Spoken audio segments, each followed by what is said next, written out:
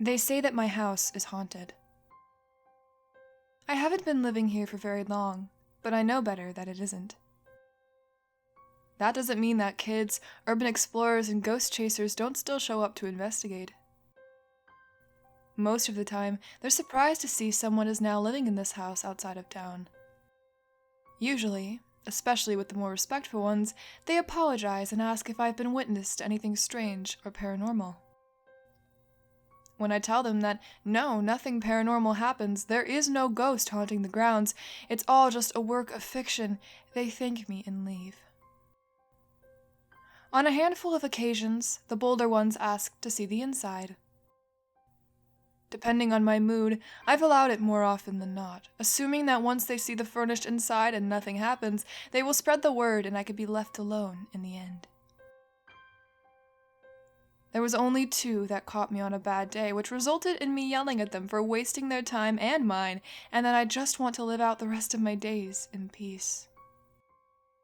So far, all of this has seemed to help me, although I'm not sure if the anger or compliance has aided me more.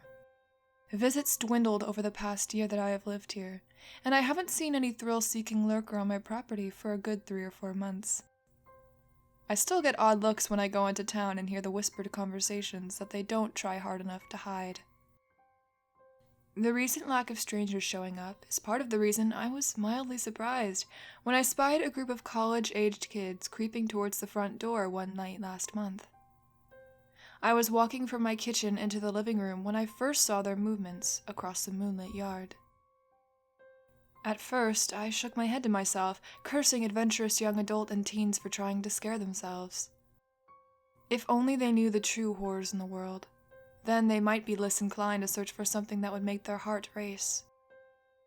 The flash of a memory burned briefly in my mind, and my frown turned into a small smile as I recalled how adventurous and ambitious I was once upon a time. Why not have a little fun with these youngsters, then? There is no ghost here. Might as well give them a little bit of a scare. I quietly stepped to my front door and slid the lock out of place without making a sound. I didn't want to alert the outsiders to my presence just yet. I listened intently and waited as they neared the porch. I heard the wooden planks creak under their weight and murmurs about how it was too dark to see inside the windows.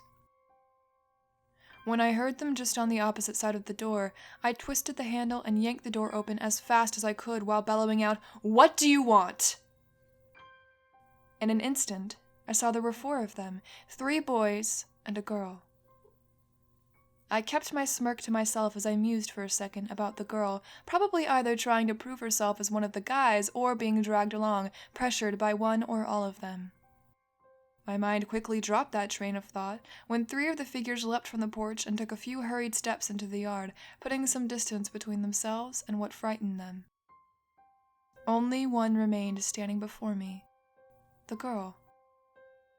I saw her breath catch for a moment, but then her head raised defiantly in brave determination. "Sorry, sir. We didn't think anyone lived here." She spoke in a hesitant tone that grew stronger with each word. "Well, someone does live here," I responded, carefully crafting my words with a tone that I hoped sounded void of animosity, but still retained power. The girl didn't answer, only stared at me, so I asked her, "Well?" "Penny, let's go!" one of the young men yelled after her. "Is your house really haunted?" she asked, ignoring her friend. "Penny, is it?" "No, the house is not haunted," I answered. "It's short for Penelope. Did you know that your house is believed to be haunted?" she continued. "Yes, Penelope, I did know that. Most of the brave kids such as you and your friends have discovered that already and made the conscious decision to leave me alone," I said. "I'm from out of town, so I guess I missed that memo," she responded. It sounded like it was accompanied by a smirk, but without any lights on her face, it was impossible for me to see it. "You are quite braver than your friends, it would seem. Would you care to come in for a cup of tea and a story? From my experience, not many know the full legend of the ghost that was assumed to haunt these walls. Of course, You probably wouldn't believe the real story, I offered. Her silence told me that she was considering the offer. If she was smart enough, she would know that she shouldn't enter the house of a strange man. But then again, I knew better than many others that sometimes pride and curiosity can burn brighter than intelligence. I saw her silhouette turn as she yelled over her shoulder, "You go on ahead. I'll catch up later." "Are you kidding me, Penny? What if he kills you or something?" a male voice called back to her. It was a different one than the first I had heard. "Are you planning on killing me or torturing me or raping me or something?" Penelope asked, turning back to me. "I don't go around torturing and raping young women. How barbaric," I answered her. "I think I can handle myself," she hollered back to her friends. I stepped aside so she could enter the house. Once she was inside, she turned and waved to her friends. As I shut the door, I saw them shaking their heads, shrugging, and walking away. "Tea or coffee?" I asked my new guest as I locked the door and began walking to the kitchen. "I'd prefer coffee if it's no trouble," she answered, following me. I led her into the modest room and flipped the light switch before gesturing for her to take a seat at the small table. She did, and I approached the counter, pulling the coffee maker towards me and fetching the grounds from the cupboard above. Absent-mindedly, I scooped some of the dark granules into a filter that I placed on top of the maker. I filled the water reservoir and turned on the pot before taking a seat across from the young woman. I took a moment to study her. She had high cheekbones, but otherwise her features were soft. Brown hair fell to just past her shoulders, and her intense eyes were amber in color, something not commonly found. I had seen similar shades in my travels before, but seeing these reminded me of the first amber eyes I ever saw. If I was a weaker man, I might have teared up at the familiarity. "So, tell me, Penelope, what have you heard about this house?" I asked her as the machine on the counter began to heat up and make small gurgling noises. She shrugged. "Just that it's haunted. They say you can hear a woman crying loudly on some nights, a heartbreaking lament." "And hearing a woman cry interests you?" She chuckled softly. "If it's coming from a ghost, sure." "Anything for a glimpse of the other side," I mused aloud with a small smile. She shrugged. We sat in silence while the coffee finished making. I was surprised to note that she didn't look to be feeling as awkward as others in her situation might. Instead, she seemed rather calm and content. Within minutes, the mechanical pot stopped making gurgling noises and I stood to pour some into 2 mugs. I placed one in front of her along with 2 small pots, one containing sugar and the other holding creamer. Once she mixed in the amount of each to her satisfaction, I motioned for her to follow me into the living room. I seated myself in a worn leather armchair. For as much as the dark fabric had been through, it still held itself together and supported my weight perfectly. I took a long sip of my own steaming black coffee while Penelope took her place in another chair beside mine. Both chairs faced a fireplace that hadn't seen flames in a very long time. It was still comforting for me to be able to see the mantel and brick that gave way to a dark and dirty space. Both chairs were angled so that the fireplace was easily the main focal point, but the inhabitants could also comfortably turn to see each other. I glanced at the young woman before reaching to a table between us and turning on a small lamp.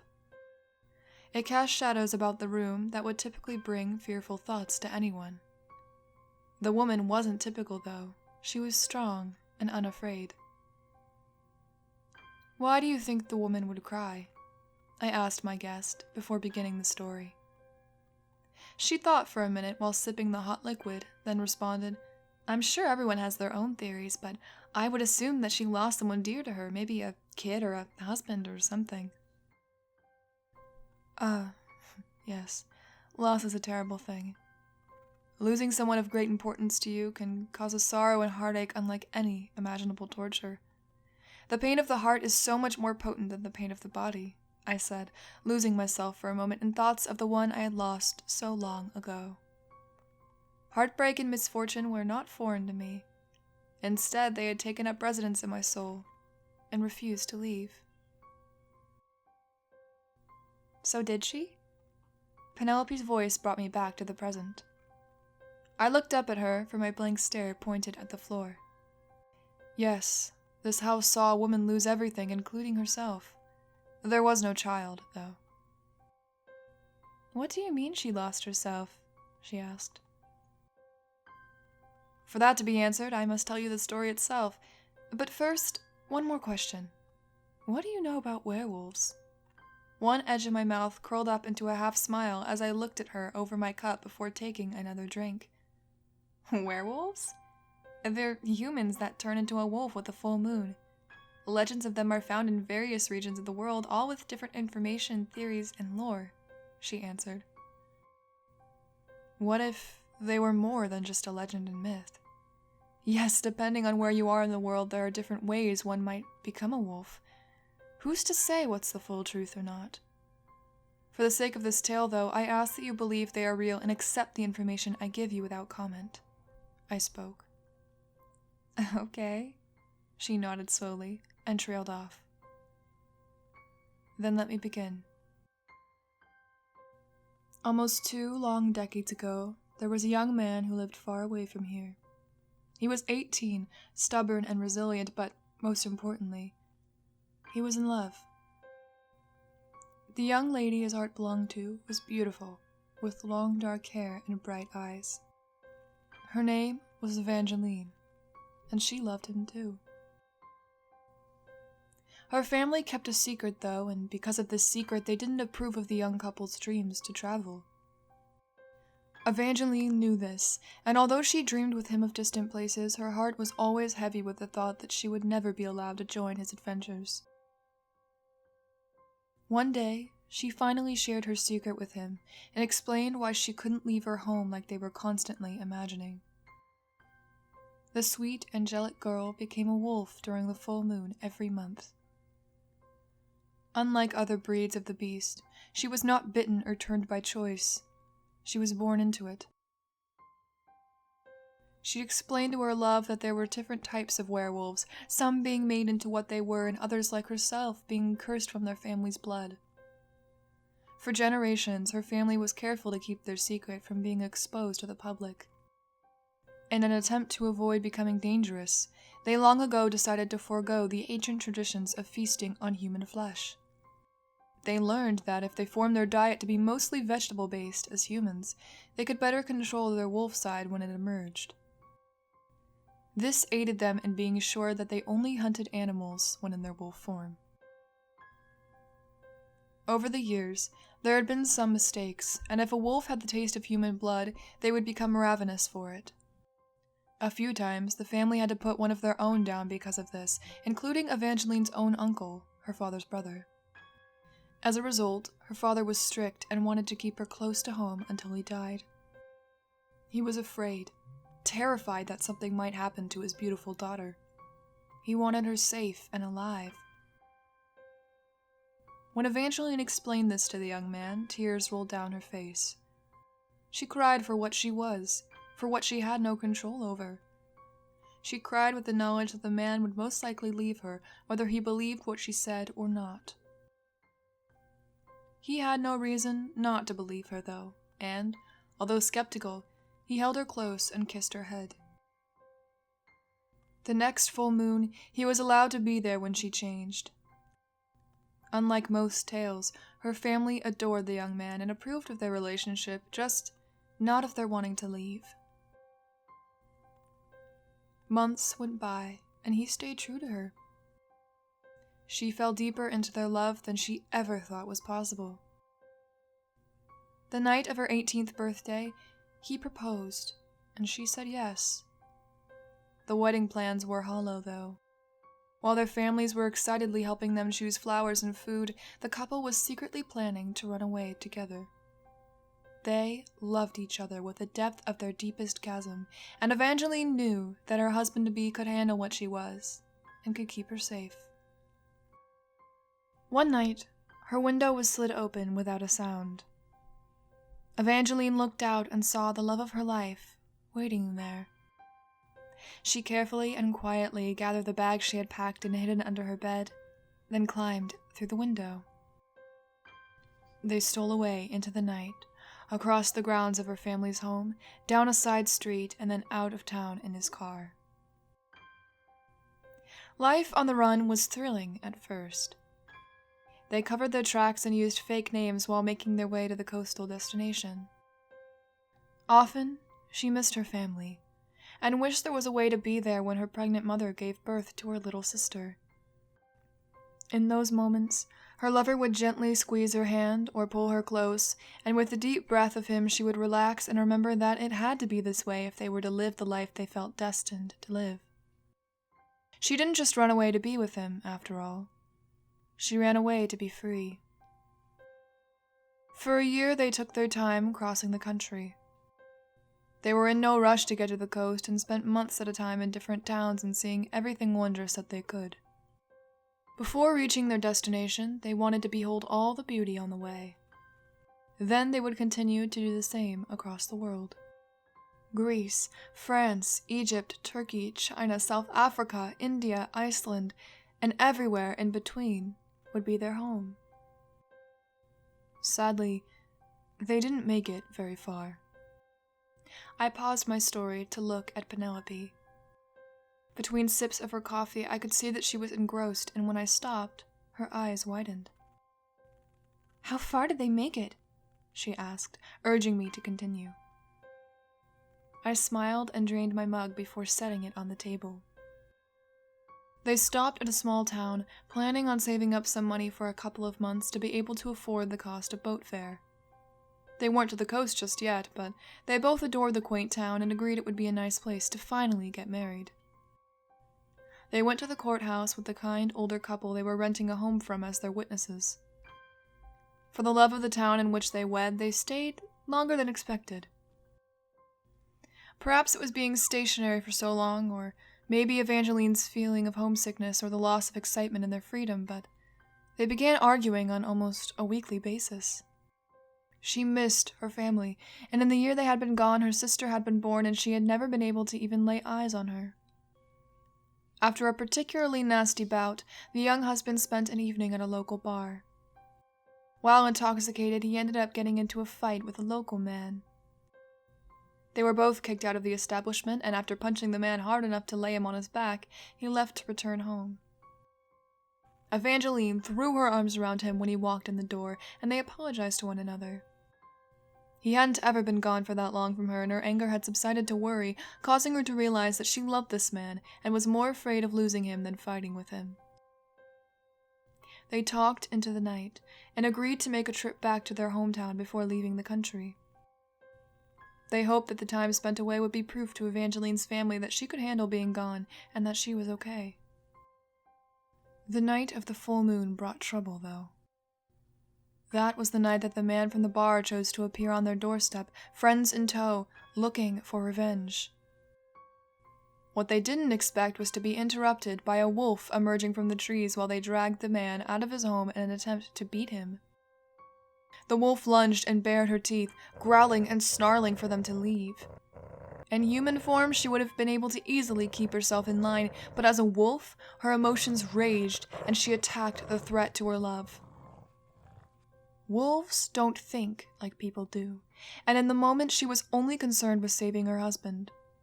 Truly, she didn't expect to cause more harm than a scare, but in the end, 3 men lay in the grass, bloody and torn, while the wolf swallowed blood and flesh.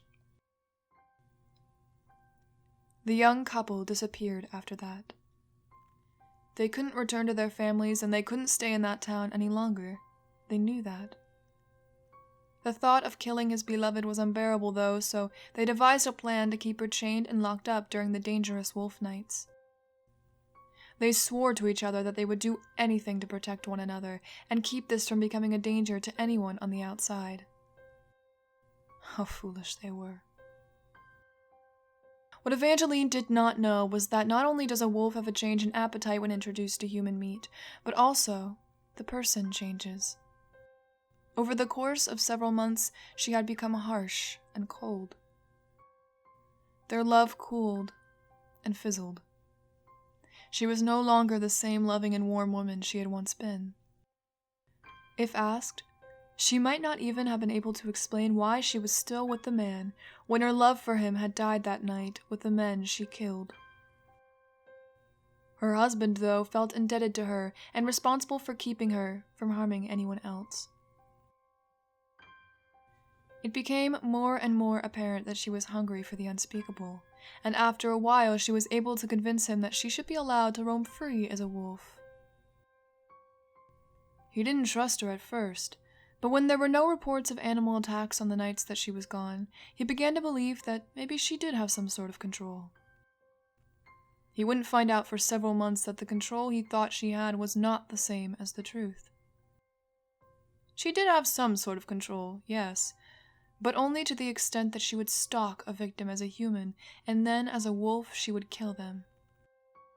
By stalking them during the days, she was able to keep her mind trained on that one person and would satiate her bloodlust with transients and others who would not be missed or even reported missing for a good while. After being on the run for almost another full year, they came across an abandoned house outside of a large city.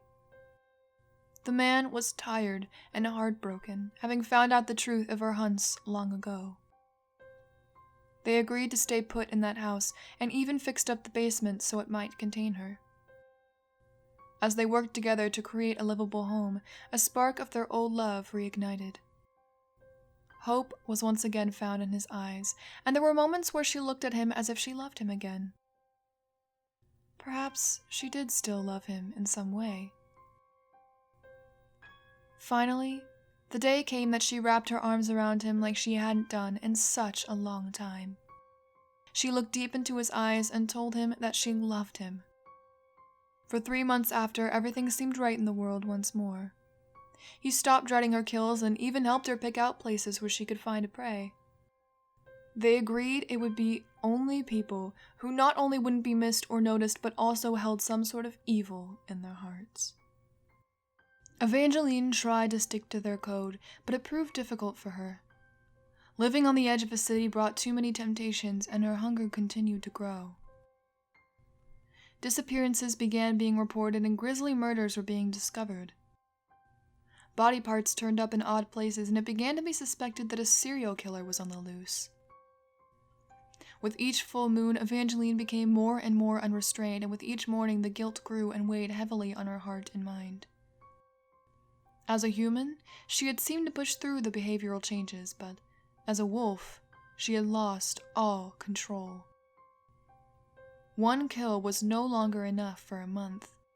She had progressed to killing 3 or 4 in a single night. Realizing the dangers of her roaming free, they began chaining her in the basement on nights she would turn. They even furnished the room with a comfortable bed in hopes that she would wake on it and not feel like a prisoner in their own home.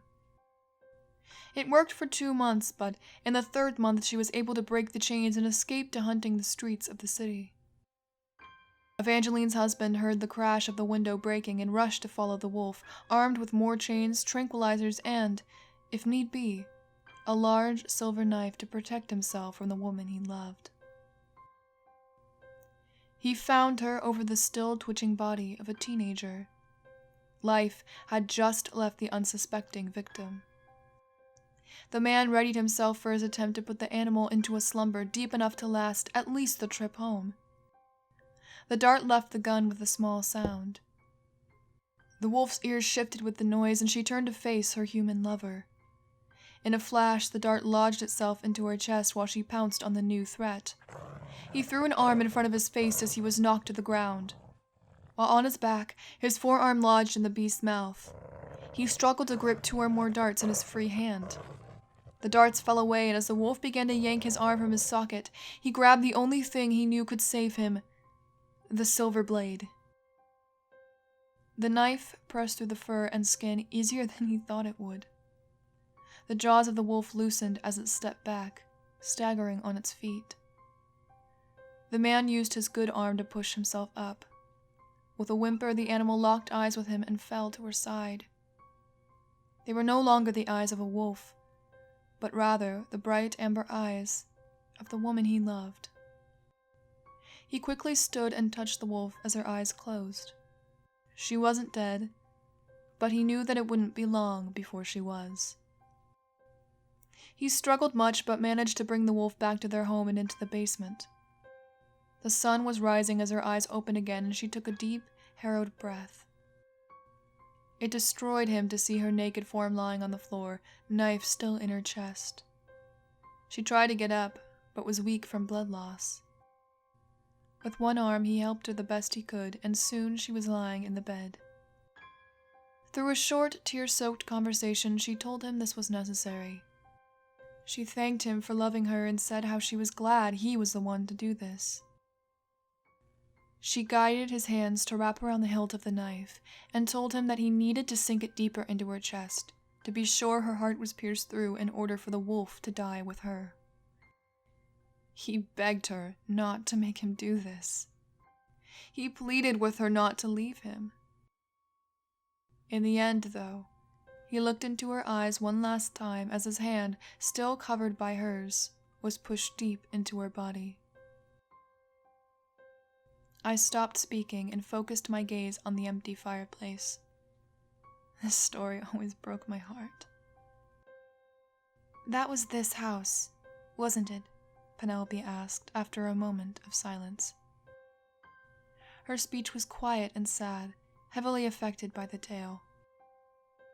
I cleared my throat and looked at her again. Yes, it was this house. The bed in the basement is still even there, but there is no ghost. Evangeline did not return from the grave. "Can I see it?"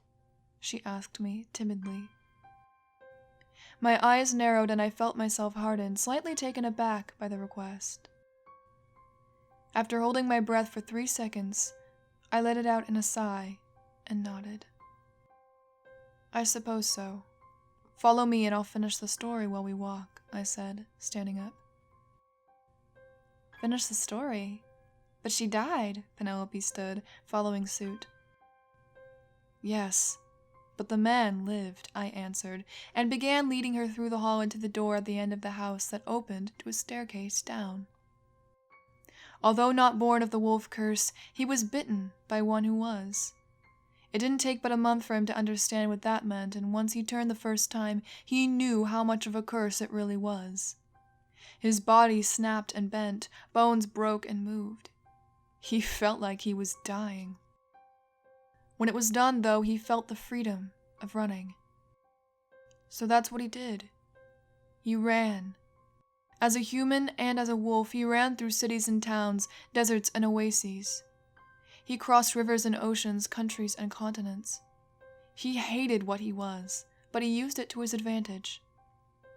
You see, Penelope, a wolf has an excellent scent of smell, and werewolves have their own sort of scent. One werewolf can sniff out another easily, and there seems to be a sort of sense there, even when in human form. Very few things on the planet can mask this sense, or the specific scent of a fellow wolf. He taught himself the ways of tracking and hunting. He vowed that he would spend his life making up the mistakes he had made with Evangeline. He allowed her to kill humans, to roam free, to tear apart families. He blamed the wolf in her and the wolf in himself for everything that had gone wrong. So he hunted them.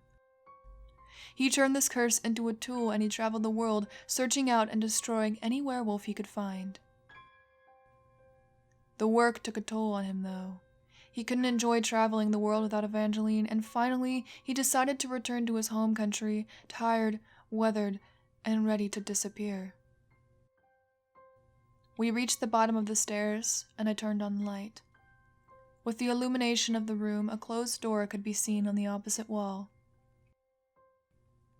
I stopped halfway to it when I realized that Penelope's footsteps were no longer behind me. I turned to face her and saw fire in her eyes. Then what about Evangeline's family? What about that baby's sister? Did the man ever tell them what happened? Did he ever atone for that sin? she asked through gritted teeth. Her hands were at her sides, one in a fist and one gripping a pistol. I remained calm as I answered with a sorrowful tone. No, Penelope. I never saw or spoke to her family again. And why not? Didn't we deserve to have the truth? Did you know that my father spent years looking for her only to find out that she was dead? Did it ever cross your mind about how her little sister would grow up hearing stories of a sibling she would never get to meet, a sibling that was stolen from her? How hard do you think I had to fight for my own freedom? And what of her body? Did you even bury her properly? She demanded. I sighed and gestured to the door. Do you want to see her room? Penelope didn't answer, only glared and watched me cross the rest of the room. I opened the door and stepped inside. After a moment, she joined me and stood in the doorway. I watched her face twist and change as she beheld the sight. I approached the bed and touched the corpse that still remained on it. You're so cold, I addressed the body. It was decayed but still somehow intact. What the hell? I heard Penelope whisper from behind me. I came back when I heard that people claimed the house was haunted, I said aloud to my wife. You know, I want to hate you for everything that happened. You made me fall in love. You made me hope. You made me into the monster that I became. And then you left me. Tears welled up in my eyes and I knelt next to the bed. I hadn't been able to come back down here since moving back. Seeing her body again after so long, I could no longer contain myself. I wanted there to be a ghost. I've begged for hours to hear her voice one more time. I've cried out and pleaded, but she never came. That's how I know the house is not haunted. Oh, how I wish it was. That was the last thing I wanted in this world, I told Penelope without turning to even look at her. You don't deserve that, she said in a flat tone. No, I suppose you're right. But don't you realize how incredible it is that you would find us here? I came back to die. I wanted a sign that she was still here so I could die in peace. But lo and behold, I return and hear not only whispers of a ghost that doesn't exist, but also rumors of a wild animal on the loose. I couldn't say goodbye to this world with the knowledge that there was another wolf on the loose, so here I still am, at least for the moment. Did you really think you covered up your tracks that well? I asked her, finally looking into those eyes that were almost the exact replica of Evangeline's. She raised the pistol to be level with my head. Doesn't matter. You're not leaving this room. I jumped up and grabbed the knife that had been at home in a corpse for the past 19 years. The gun fired as I lunged at her. Her mistake was that I even wanted to survive past the hour. I didn't. But I would take her down with me. The pain hit me just as I shoved the blade unceremoniously into her heart. Her eyes widened as she dropped the gun and then fell in a heap. I let my own body fall and felt warm blood pool around me. I begged one last time to hear Evangeline's voice as I closed my eyes, ready to die. She made a mistake, though. Penelope didn't use silver bullets, and she wasn't a good shot, even at such a short distance. The hole just below my shoulder healed quickly, the wolf in me ensuring survival. And now, a month later, I find myself writing this. Perhaps I feel the need to confess. I've taken countless lives, and honestly, I don't regret the ones I've hunted. The only death I wish I could have changed is that of Evangeline. I don't want you to worry, though, if you bear this curse. I'm done with hunting. I'm done with killing. I'm tired. And although I have lived a short time, my life has been too long.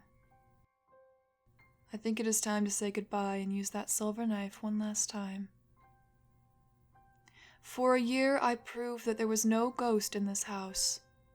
For a year, I wandered my home, wishing there was, but never hearing her. I dream of her, though. almost every night. And finally, her voice has begun to whisper to me in my waking hours. She does not cry, and she does not tell me she loves me. She is angry, and I know that there will be no escaping her wrath now.